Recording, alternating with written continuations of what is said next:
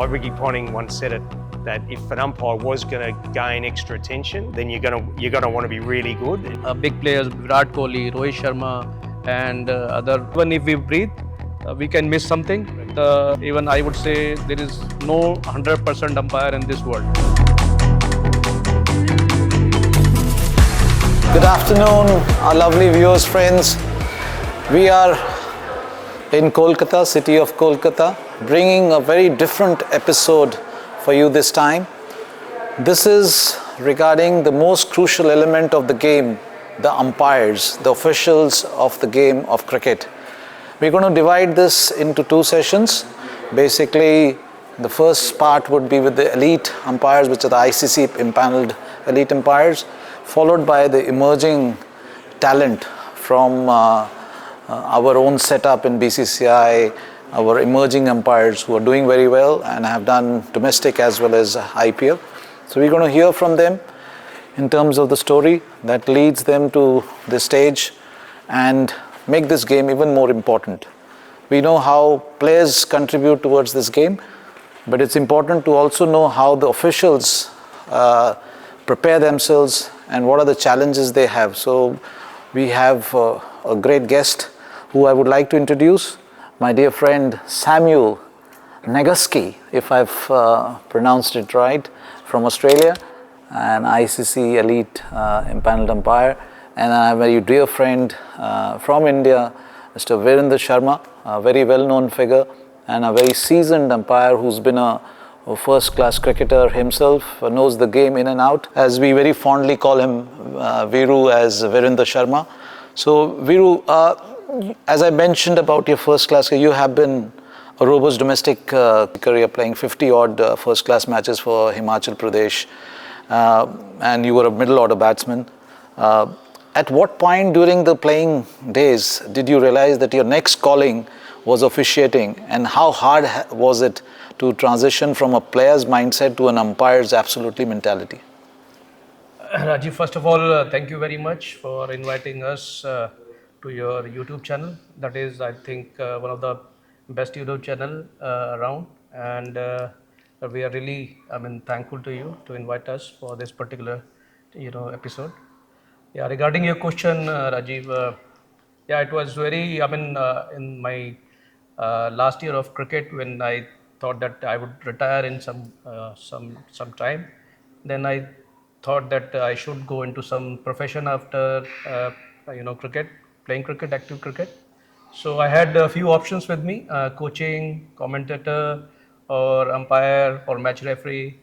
But again, after pointing out all these options, I thought that umpiring was the best profession, because whenever you are an umpire on the field, you are going into the field. So coaches, commentators, and all others people, they work from outside the ground. So they're not the part of the actual cricket happening on the field of play. So that inspired me, because after retiring, even I can go again to the playground and again involved in all decision making. Stay connected and with the game. Absolutely, yeah. So it was this particular thought that gave me some motivation, and that's why I chose umpiring. Wonderful. And yeah, it's very difficult to transition from a player to umpiring, because most of the players I met, they thought that umpiring is very easy job, and being a player, and they thought that a player can be umpire very easily, but it was not the fact. I would say after umpiring for so many years, I realized that umpiring is the most difficult job in the world, and I saw some survey where it comes under top 10 difficult jobs in the world. Be umpire in 1 or 2 years, but when I went to the field, I realized that how difficult it is, and apart from playing, that was the most difficult job, because as a player you get time to relax and you go off the field, but in umpiring you are standing there for 7 hours and without sometimes blinking your eyes, and you have concentration at your top of your thing. So that was very difficult. Interesting, very interesting. Just a part of an extension of this question, during your transition from player to umpire, was there ever a moment where your instinct as a former cricketer conflicted with what laws strictly demand?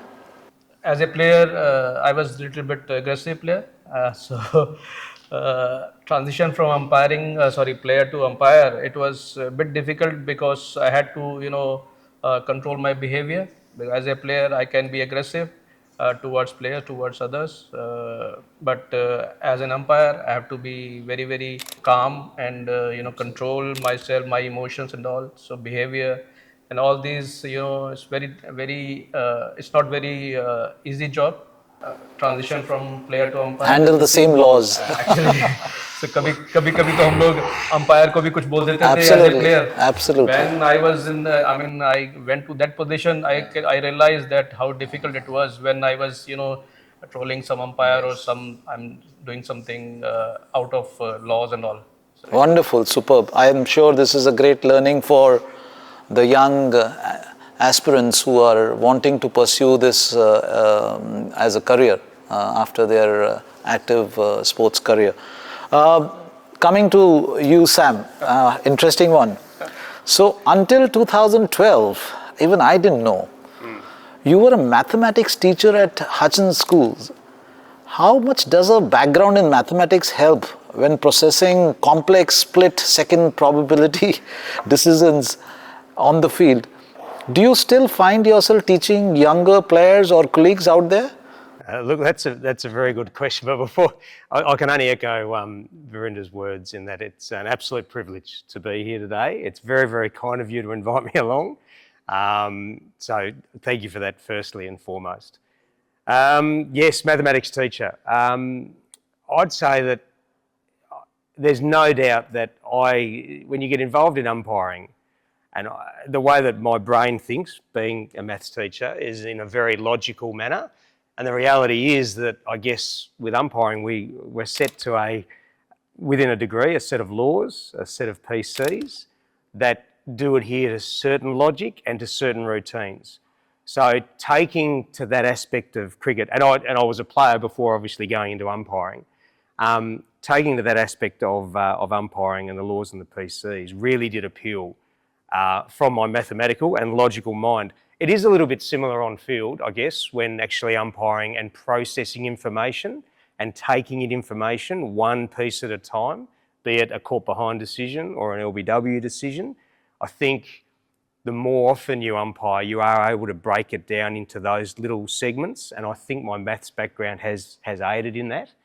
But I think most people when they come into umpiring, they have another background story, whether it be a past player or whether or not they have some other job.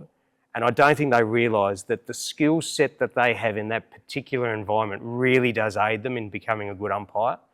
Because in my profession, the vast variety of colleagues that I deal with, the students that I deal with, I've got the academic students, the low ability students, the ones that are disengaged. Well, they all translate into different types of players when we umpire as well. So the way that I talk to them and the way that we try to manage players or situations, I think whatever our past experiences are really do help us into being a really well-rounded umpire. And no doubt my maths teaching has certainly helped. Must be. And part of extension of that question, as I put to Viru also, as someone who entered professional umpiring after another career, did your maturity and the classroom experience, as you very briefly mentioned, give you an advantage in handling pressure and personality? Having that different variety of people that you do deal with, I think it enables you to sort of step back and realise that whatever the situation is that you have to manage, there are ways that dealing with different personalities that you know are going to have better outcomes. There are some people that obviously you don't want to tell them what it is you want them to do. You sort of have to make sure you lead them to it so that we come with a happy outcome where everyone's going to feel like everyone's listened to each other and we've all sort of worked it out for ourselves. So there's no doubt that that's helped along the way. Every umpire remembers their first major international or a televised game. When you walked out to the middle for that first massive assignment, I'm sure that's very clear in your head, right in front of your eyes. What was the exact thought running through your head during the national anthem? I'm sure it's Aussie anthem for you and Indian anthem. You want me to go first? First and foremost. Oh, absolutely. Look, there's no doubt. And it happens when any time you're doing something new, there's no doubt you're nervous. But I love nerves, because if I was going to a game and I wasn't nervous, then I'd start thinking, oh, am I too confident going into this? But in something really big for the first time, I'm out in the middle and I'm just saying to myself, number one, just breathe. Number two, I didn't select myself to be here, other people did, so you know you're good enough to be here. And all the way through my umpiring career, we focus on routines and have really well refined routines. And it's me saying to myself, those routines have got you to this stage, those routines are going to get you through this game. Stick to your processes, and most importantly, as we always say, enjoy the experience. A goosebump till now. First match, I remember ODI match, India versus Australia. And I can even recall whatever happened in even all overs till now. Butterflies तो होते ही हैं, चाहे छोटा game हो चाहे बड़ा game हो. As a player भी बटरफ्लाई होते थे. अपने ऊपर बहुत कॉन्फिडेंस और अपना जो ट्रस्ट होता है कि आज तक तुम 10-12 साल के बाद मुझे वो वनडे मिला था. After I came into BCCI umpiring field. उसके बाद मुझे लगा कि चाहे ये वनडे हो चाहे ये मेरा डोमेस्टिक मैच हो, जो मेरी बेसिक्स हैं उसको मैं ना भूलूं और मैं उसको जिस तरह से मैं यहाँ तक पहुँचा हूँ उसी को मैं फॉलो करता हुआ. जो basic keep it very simple, that was my formula for that particular match. You know, just to ask both of you, who was the senior umpire or a mentor who gave you a piece of advice that you still repeat to yourself before stepping onto the field till date? Is there anybody else?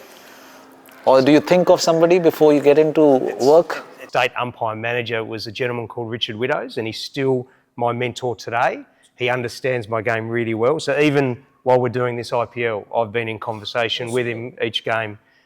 He's been able to see some of the games. He'll give me feedback on what he's either seen or heard if I've been in the box. And that's really helped me along the way to sort of centre it. In terms of things that I say, I remember Dennis Burns, who worked at Cricket Australia to begin with and then went to the ICC. His phrase that he always used to say to us was, it's never as good as it seems and it's never as bad as it seems.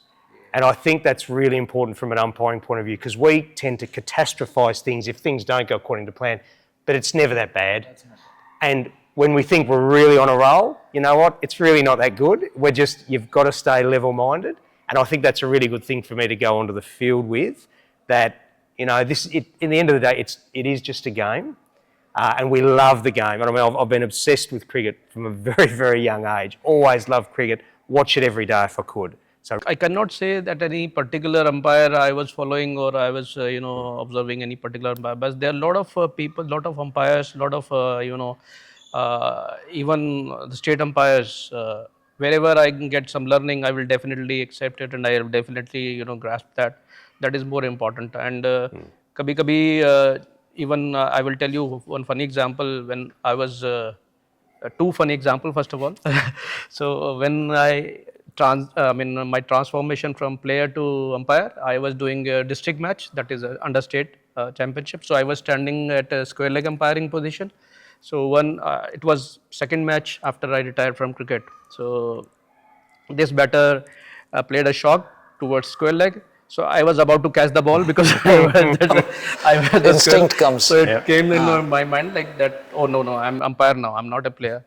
This is the first instance. And second, after maybe 2-3 years, one scorer, taught me something which because I never hesitate. I never have an ego problem that learning never ends. So you can learn from even a small, absolutely, junior umpire yes, or big umpires. So learning is always there. So he told me that, Viru, whenever you're giving signal to boundary, your this boundary signal finish here.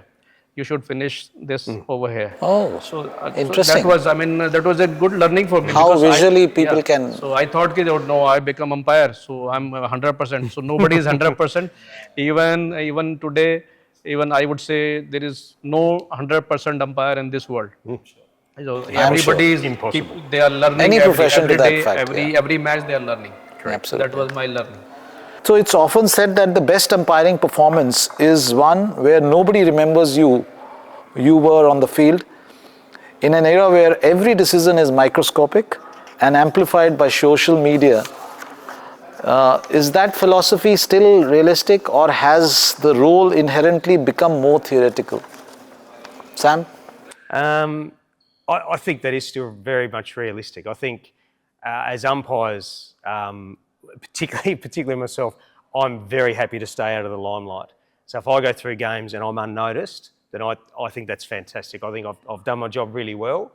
I think it can be a really slippery slope. If I was theatrical, then I think I certainly, someone like Ricky Ponting once said it, that if an umpire was going to gain extra attention, then you're going to want to be really good and you're going to want to maintain that excellence. But that's not our role, because again, I don't think many people come and turn up to watch the umpires, other than maybe my parents. But no. I think that's still very, very relevant. Yes, the game does get bigger and bigger, and we're into the hustle and bustle of T20 cricket. At the end of the day, very, very happy to stay, away from the microscope, go unnoticed, know internally that we've done a really good job, tried to service the game as best we can and manage it as best we can. Superb. Real good thoughts. Viru, do you echo those thoughts? Absolutely. I think that is a very good question for upcoming umpires as well, because why I'm saying that, many upcoming umpires coming into the field, they think that they want to showcase something. They are there to, they want to be in the limelight, they want to be in social media and all those stuff. But having said that, I would say that we are there only for the conduct of the game. So people are coming to watch players. It's a players game, not umpires game. Umpires are there to conduct the game smoothly within the law, within the playing condition. And if we try to, अगर हम लोग अपने आप के ऊपर focus नहीं लेना शुरू कर देंगे, then our performance will definitely affect. So people are there to see, big players, Virat Kohli, Rohit Sharma, and and all those players. They are not coming to match to see us, but our job is totally different. So we should not be, feeling that we should be getting limelight. We should be, highlighted everywhere. And in a way, we are putting more pressure on ourselves. By coming into center stage or coming into the forefront, you're putting pressure on yourself. You have a very defined role to play, and then on top of that, any kind of extra focus invites more pressure. इसमें मैं add करना चाहूँगा कि हमारे जो seniors भी होते थे, कहते थे कि जब भी अंपायर्स का नाम आएगा, इसका मतलब कुछ गड़बड़ हुई है मैच के अंदर. Otherwise you will get unnoticed here. नहीं तो अंपायर का नाम नहीं आया. इन्होंने आउट दिया तो आया, नॉट आउट दिया तो आया. Good. So, Sam, another one for you. Having stood in multiple Big Bash League finals, you've done quite a few actually, and now moving on to ICC emerging panel and Test cricket. How drastically does your perception of the game change between the traditional patience of multi-day cricket and the chaos of T20 league, which you would have experienced in IPL too? Yeah, definitely. And as we know, there's a really big difference between doing first class and Test cricket, and then even ODI cricket, and then going to BBL, and then in terms of intensity and a step up, we go to the IPL. I think we all.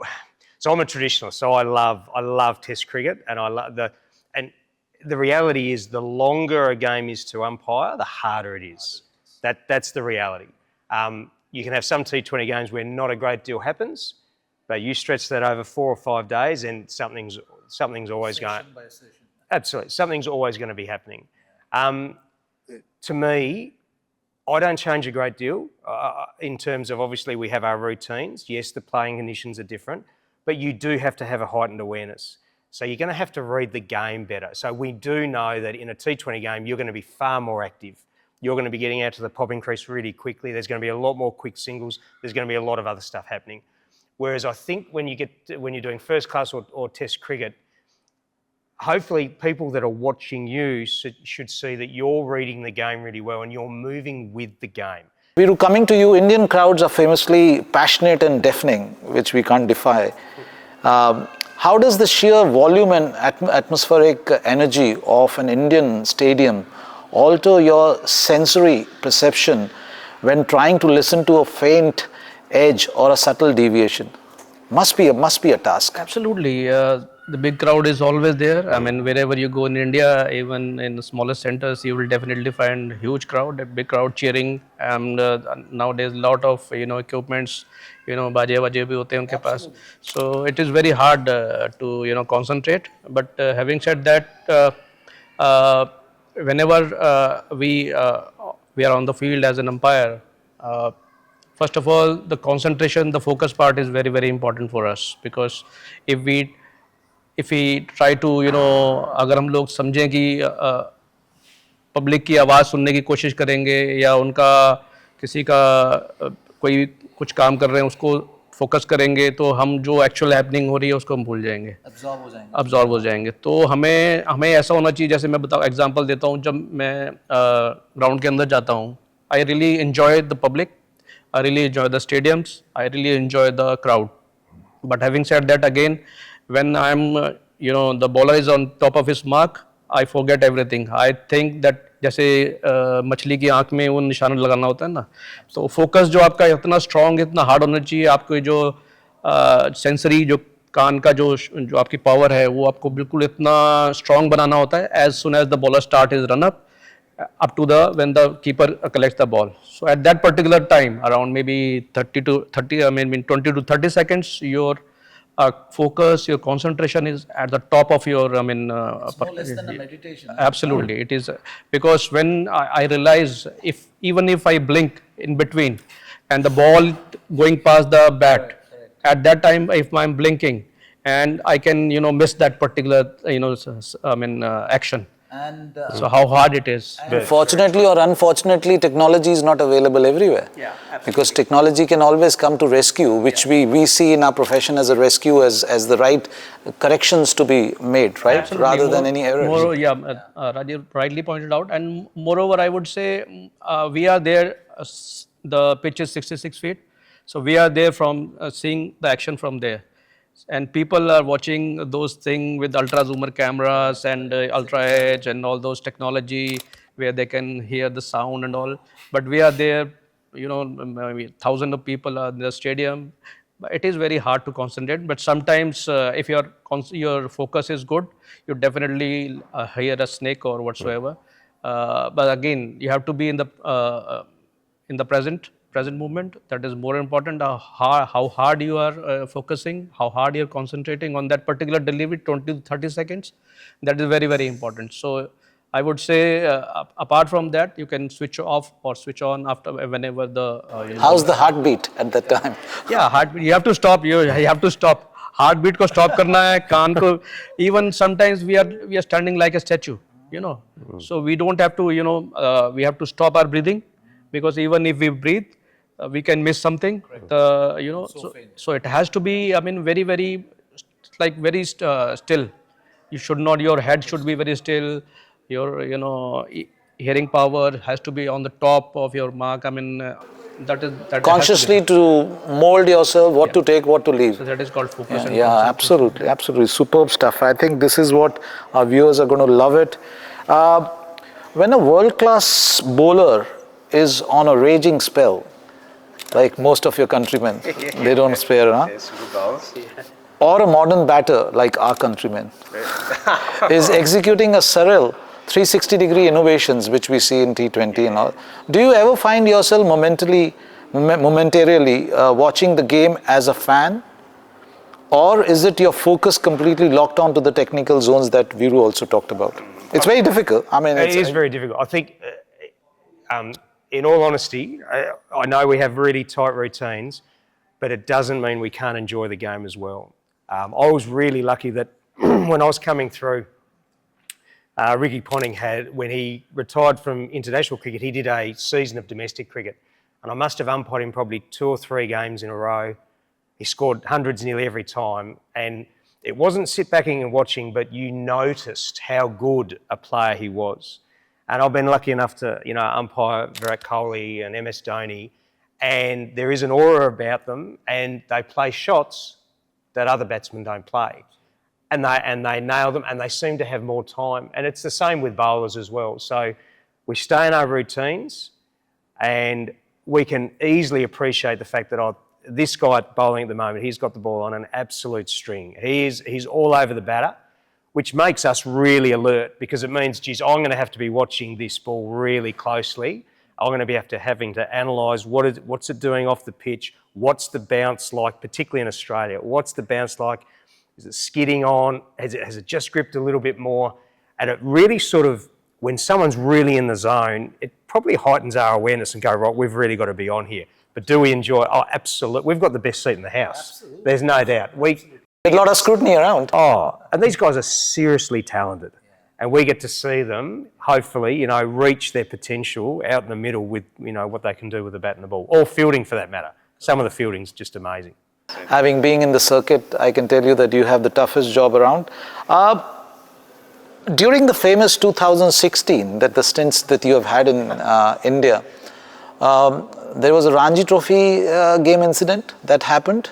There was, I think, Mumbai versus UP, Uttar Pradesh. You unfortunately fell. Karnataka. Okay. So you unfortunately fell severely ill with food poisoning. I'm sure you must have had something to do with seafood. Forcing Virender to stand at both. Butter chicken. Okay. So that actually forced Viru to stand. In 2016, the game was down at Mysore, and we did day one together. Day one completed. And I was loving it, because coming from Australia with bouncy wickets, this was a turner. There was lots of spin bowled day one, and that was going to really help my development. So I was wrapped. Yes, I've clearly eaten something I shouldn't have at dinner time, and I could tell when I went to bed that something was not good, and it got worse and worse and worse.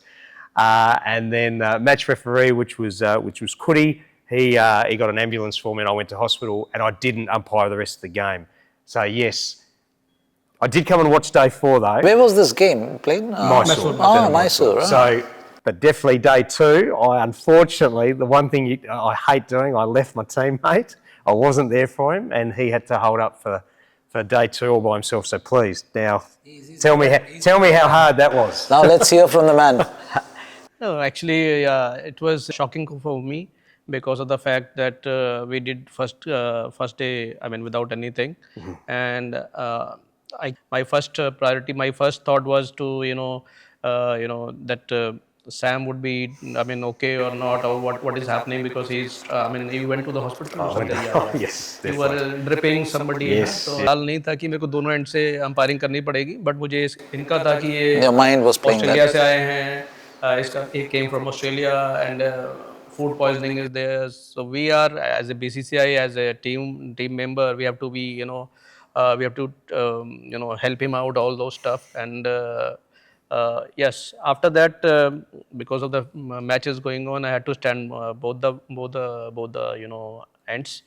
But yeah, it went perfectly okay. And moments like these basically expose the unpredictable physical hazards of umpiring. It's never been easy, whether it's weather conditions, food habits, or in some specific locations, you face these challenges too. So it's never easy. I think you're right. And I will just add to that. I think when you're umpiring from both ends, at the bowler's end, I think the reality is when we go to square leg, and obviously square leg is less intense than the bowler's end. We don't necessarily switch down a huge amount, but it is different from a concentration point of view.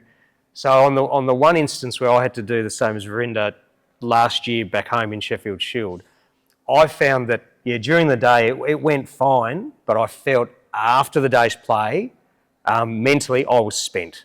Having to do what I had to do at the bowler's end continually for 6 hours, I was really exhausted at the end of the day. So that is, yeah, it's a physical challenge you're probably not expecting, but part of you probably has to prepare for it as well, because the reality is it may happen again at some stage. So did you come back at some stage of the match? Did you come back and umpired, or you were done for the match? No, I came and on top of that, I came back and watched day 4, and my next game was a few days later in Nagpur, which I did do, but my body really had, and that was difficult. My muscles and everything, that was a really tiring game. Yeah. But again, it was good to be exposed to that, and I was glad. And we are not going to ask Viru whether he got a double fee. Yeah, so that's something which is secret. We're not going to talk about that. Jokes apart, on this incident, I would say it is our mind, how we train the mind. Whether you're going to officiate in 45 overs from one end or 90 overs from both ends. If you train your mind, if you say to your mind, if you're having self-talk, okay, no problem. Today I'm going to umpire for 90 overs, no problem. Then it will give you easy going. Rather than if you are cursing yourself, oh shit,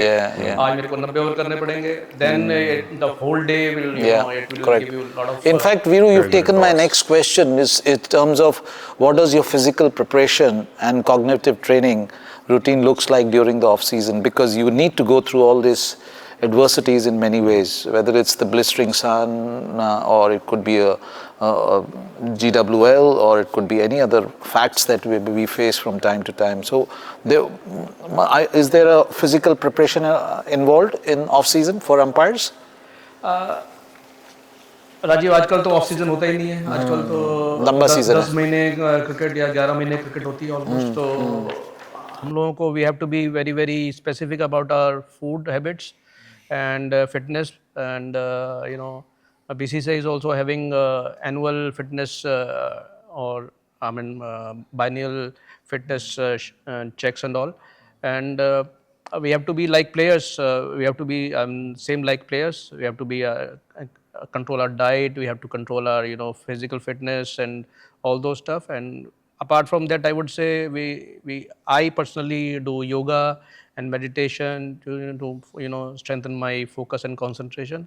So yes, challenging, and I would say we are a little bit lucky, because in India you will find a lot of weathers in every part, east, south, west or north. Wherever you go, you will find different weather conditions, and it gives us good experience how to handle those situations, and it will definitely for our future, for our career, it is very very a good thing.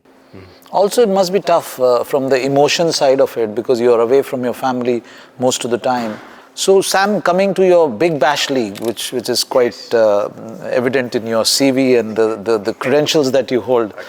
So private leagues like Big Bash League often introduce unique playing conditions and tactical innovations that differ from ICC cricket. Yep.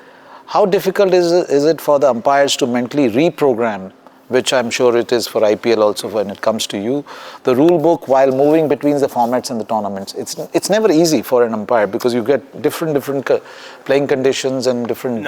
Look, it's not easy, and I think I've experienced it firsthand, obviously coming here to the IPL for the first time. And the reality is that being a professional cricket umpire, if you look at the competitions that we have back home in Australia, well, the BBL and WBBL have different playing conditions. WNCL and One Day Cup for men's cricket have different playing conditions. And first class has different playing conditions. So, I mean, the number one tip, it sounds really silly, but for any umpires that are coming through, the reality is even I read my playing conditions before every game that I do. I still do. I've got notes of what the playing conditions are. I've just gone through a string of BBL. I think the power surge is fantastic. I think the batting side being given the opportunity to have 2 overs later on in the innings under those earlier power play conditions is great. And tactically, it makes the teams think a little bit more about what they're doing. Likewise with the IPL. I love the impact player. I think that's got great merit in the way that they go about what they're doing with the game. And likewise, from a complexity for me, and I'm happy to say, the fact that you can have DRS reviews on wides and no balls added a different complexity for me, because that's something I've never experienced before. It probably shows that as an umpire, be it through the performances we have on field or whatever we're dealing with off field from a playing condition point of view, we're always learning. We have to keep taking in information all the time. And I have to say, experiences like this when you're dealing with different players, it only makes you a better umpire. So do you view this technology part as a second guessing, technology part as a reassuring partner or an unforgiving critic? I think it's fantastic. I love the technology, but it actually does two things. Not only does it, obviously, if we make an error during a game, and if that error can be corrected, and then the game benefits. Well, it travels, and you never hear about it again. You may internally beat yourself up about it, but the players don't. They don't care. They just care that the correct decision's actually been made. But what I've really liked is that, again, we try to continuously improve, and maybe it's the teacher in me. All that DRS information is just a resource for us to actually utilise, because there's all these projective paths that we might be able to, dictate from one venue to another in terms of bounce. We can analyse different bowlers in terms of what types of deliveries they actually play, and I guess some information about batters and the types of strokes. So it's not only just, it's correcting decisions. It's actually all this resource that we can later analyse and look at and say, okay, so I made that error. DRS showed it was going down leg. Maybe I'm not as tight as I should be on leg stump. Getting into any controversy, you can give a plain, simple answer. If you could sit down with the ICC Cricket Committee, which you should, if you have not done so far, tomorrow, and change or remove or any particular rule, what would that be? For T20 games, there is nothing much for the fast bowlers or bowlers specifically. This wide guideline should be a little bit more wider to give some benefit to the bowlers as well, because nowadays you can see perfect batting wickets and all, and circles are there, 30-yard circles. Fielders are, 4 fielder, 5 fielders. So give something to the bowlers as well. I mean, give them a little bit wider guidelines for the wide balls. I believe fully automated umpiring systems could eventually replace a large part of human role. This has come under a lot of scrutiny and a lot of discussion. It has, and I've seen some of the AI packages and how they analyse, bowlers and batters and wide guidelines, and how it can be automated to a wristband, and if the wristband buzzes, then it's telling you it's a wide ball and all that sort of stuff. I'd be so disappointed if that was the case. Cricket's always had a human element to it, so I'd be shattered if that was lost. And I tend to think that the package itself would be diminished, and I don't think the broadcasters would necessarily want that to happen. So deep down inside, I'm a traditionalist. I'd be very disappointed. Yeah. Let's go to the rapid fire and then check as to what comes fast from both of you. You've been seasoned umpires. So toughest batter's technique to judge in a real-time situation for both of you? Reverse. Stand 100% in front of all 3 stumps. Who's the most deceptive bowler action or release point you have officiated? The Pakistan bowler, Tariq, who pauses to say the other bowler is Bumrah, because his release point is so late and he doesn't hit the crease hard, but the ball travels so fast at the other end. Kuldeep Yadav is one of the most challenging bowlers I've ever faced, because of the fact that he has got a lot of variations. 5 test match leg before call or a final ball boundary decisions in a franchise final. Which one is more critical? There's always leniency towards an on-field umpire making a call, because they know you're making a decision then and there. If you're in the box, there is no leniency. You've been given technology to make a decision. DRS review for LBW, 1 run to win, and there is no review left with the team. So that would be more challenging. Although we follow basics things, but again there is a little bit of pressure because no reviews left. Favorite cheat meal after a long match week? You have a long stretch. My favourite meal is lamb, though. I should say lamb is my favourite meat. I love lamb. Yes. So you must be loving Indian hospitality also. It's fantastic. Very good. I would definitely go for a light beer or glass of wine. I mean, after a match. Not umpiring. What profession would you see yourself in? Be either a deputy headmaster or headmaster of the school. That was always early on was an ambition of mine before going into it. It's apart from umpiring or playing. Has to be something. Has to be. No. So most visually stunning cricket ground, this should be easy one. You have officiated at? Eden Gardens is fantastic. It is fantastic. I love the light towers. Dharamshala cricket ground is one of the world's best ground, and I would thank Mr. Anurag Thakur over there because of his vision. He could create. The great cricket umpire is someone who possesses infinite dash. Listening skills and ability to growth mindset. Sense of belongingness for your colleagues, for your PCT, from playing control team, and if you feel for them, if you have trust on them, that is the best thing for me. That's a good idea. On social media can really put a lot of pressure on our jobs. What are your thoughts about it? Just very briefly. Umpires, it is one of those ones where I'd say you'd certainly tread carefully to a certain extent. I think social media, when handled really well and used responsibly, is fantastic. I've had some negative experiences with social media. My last name is quite unique, so it is very easy to find. My personal thing, if you ask my personal opinion, I stay away from all this stuff. I concentrate on my particular job. Kudos to you guys, to all the other colleagues.